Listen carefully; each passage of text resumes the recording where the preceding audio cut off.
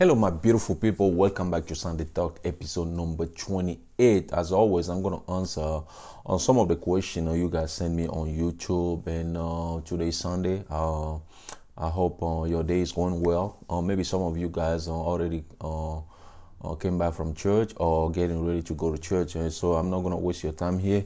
Let's get started, okay? So the first question today is going to come from Shakina Konto. Please help me. I sent my petition packet for my husband, but realized that I left behind a few packages in a rush. Will they deny my application? Also, I forgot to put a G 1145 for e-notification along with the $535 for petition package. Well, usually, when you send your petition package to USCIS and something is missing, USCIS will return your package. They won't process it at all. Especially you miss the money order, the fees, or you didn't put the fees in the packet. They will return it. So once they return it, all you gotta do just make sure you put everything in order. Okay, make sure you don't forget anything, and then send it. Okay. As far as e-notification, I don't think that is that important.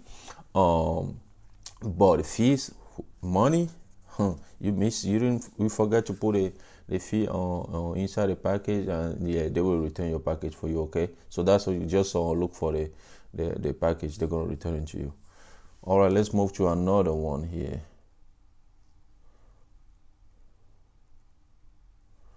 Another one. This one is coming from Sharon Cooper.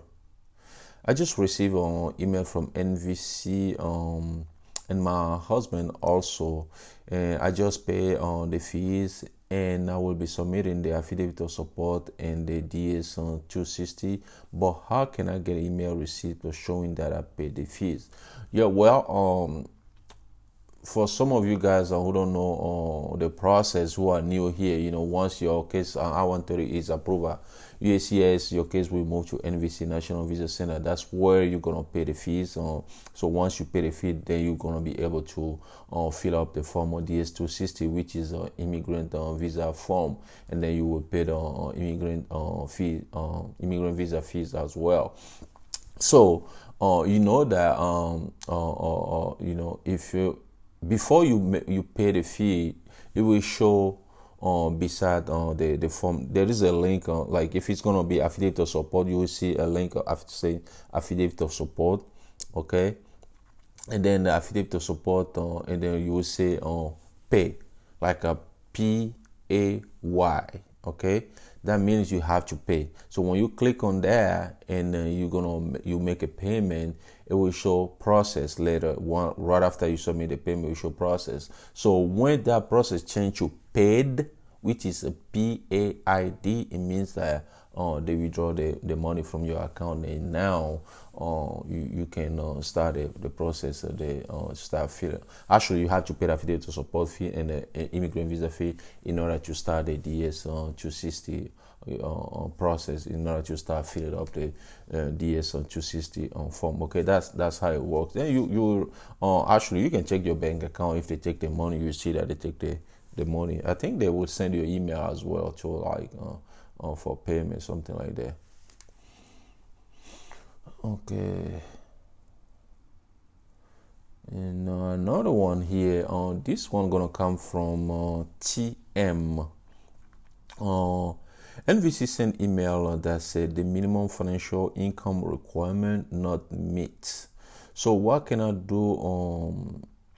The next step, I have applied household member to qualify for financial requirement level, or can I find another joint sponsor? I can upload both document, affidavit of support for petitioner and co-sponsor. This one here, if NVC send you a notification that the minimum financial income requirement is not met, well, all you gotta do is to find a joint sponsor. Okay, I always tell you guys, if you cannot meet the income requirement, find a joint sponsor, or you can use you can have a household member basically your family members, or person who lives with you in the same house.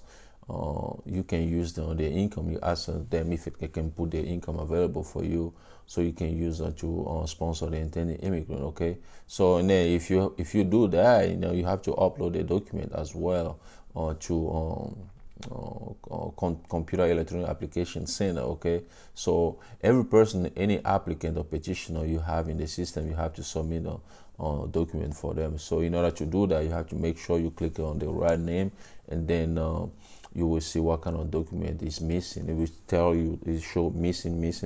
That's when that's how the documents are missing, and then you will upload them, scan them, and upload them to the system. Okay.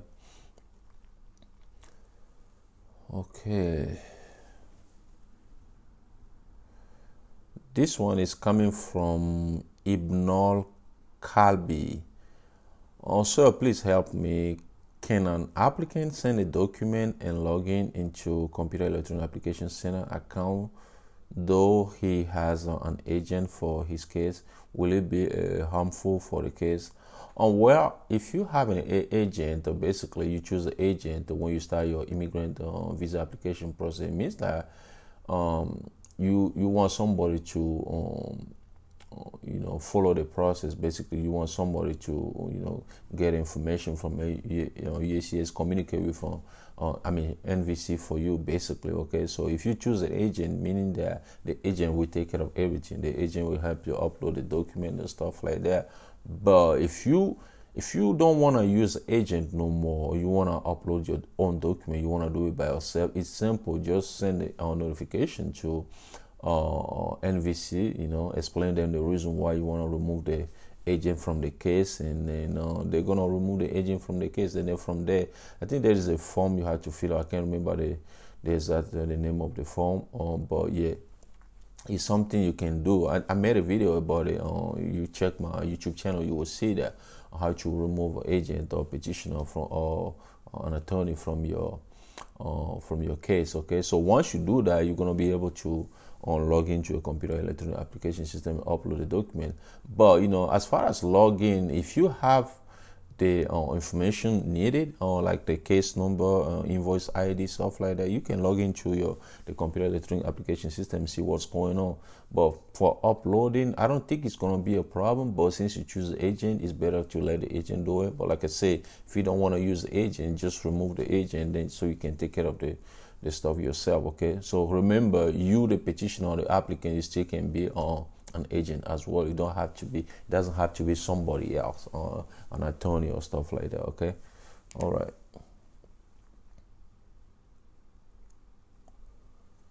Let me see here.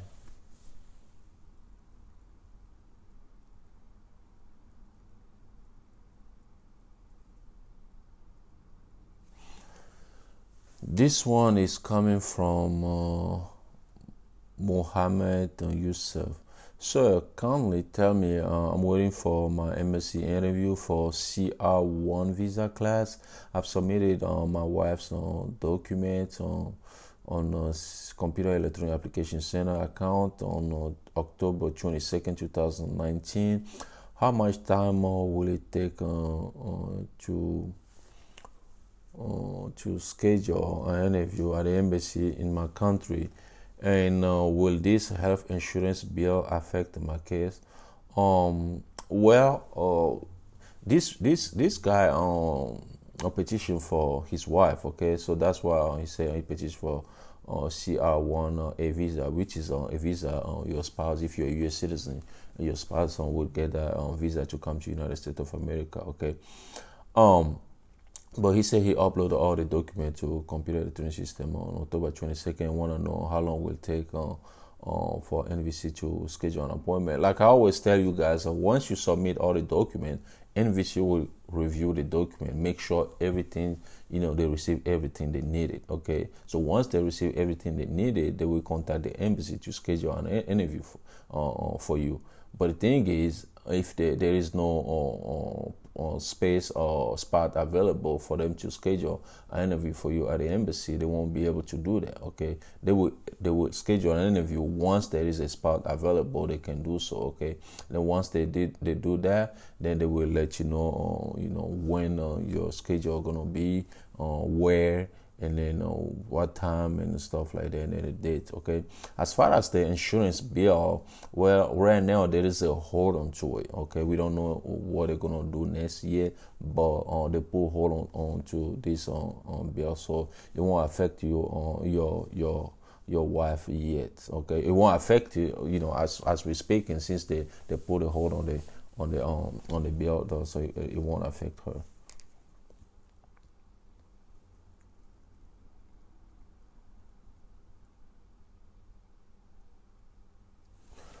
Okay, another one is coming from Ismail CH.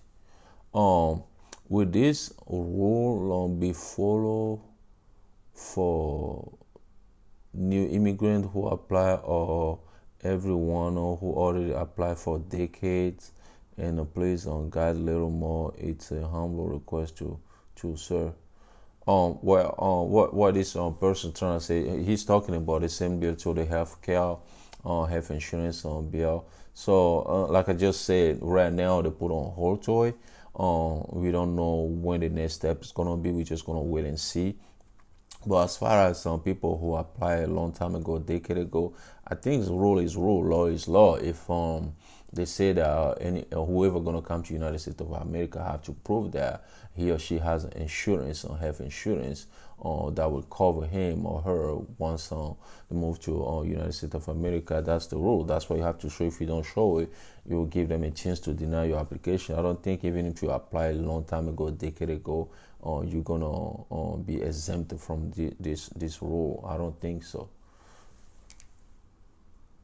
So this one is coming from Alondra Manzo.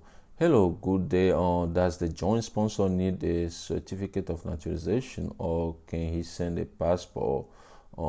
He does not have the certificate. So basically, a joint sponsor certificate or passport. If you choose a joint sponsor and then NVC is asking for proof of U.S. citizenship, yes. If the person doesn't have a naturalization certificate, yeah, the person can use his or her passport or U.S. passport to prove that his or her U.S. citizenship. Okay, so that's how it works. So just either one will work. If the person doesn't have a passport but has a certificate of naturalization, yes, he or she can use that. Vice versa. Okay.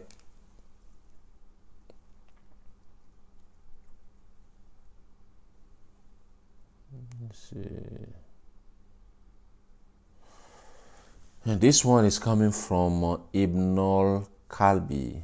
Sir, please tell me, in a computer electronic application center account, my sponsor civil document is showing accept, but after accepting all the document, NVC send a message telling to send them the proof of sponsor assets. What should I do now? Should I send that to NVC though all documents are accepted and nothing is rejected? One thing you have to know is that when NVC is asking you for additional document, make sure you send them the additional document. If they asking you those documents, they asking you those documents for a reason. Okay, they don't just want to give you a hard time. They ask them for a reason. Sometimes people don't tell the truth on the application and they lied on the application. They can tell, and then from there they will ask you additional document. I'm not saying that this particular person who's asking a question says did something like that on the application. I'm just saying in general. Sometimes they do that. Maybe they just want to verify for sure whatever information you put on the form is accurate or is true. Okay, so if they ask you a document, just send it. There's don't try to argue that, because the thing is, if you don't send them, guess what, they won't move to the next step. they won't move to the next step, and that's what you want. You want your intended immigrant to come to United States of America to get a visa to come. So you have to provide whatever document they're asking for. Okay.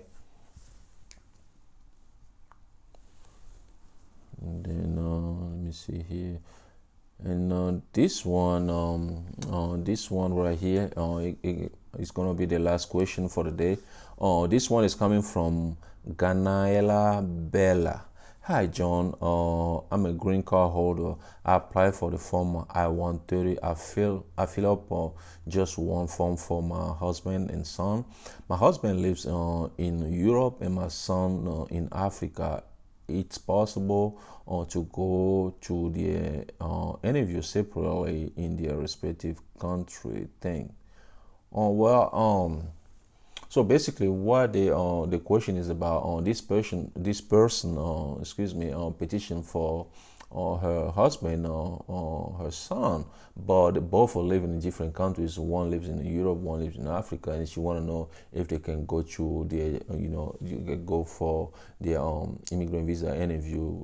One going in Europe and another one going in Africa. I never heard about this before. Usually, when you are a green card holder, you will petition for, and you petition for your relative. You can put your husband or your wife on and your kids information in one form. Basically, you file one I-130 form, okay, and then your kid's gonna be derivative applicant basically on the form. So in this situation, if you do that, both have to go to the interview. It's gonna be for just one country, because when NVC will schedule the appointment, the interview appointment, it's gonna be for one embassy. They cannot just do send a schedule an interview at one embassy and then schedule another interview, another embassy, and only that in different countries and different continents. I think it's gonna be impossible. I think it's the best thing to do is when you petition for your relative, make sure they all will go to the same embassy for interview. That will make everything easy. Okay, but like I said, I never heard about this before. Maybe there is something that is impossible. I don't know, but whatever, just let us know how it goes. Okay, all right, guys.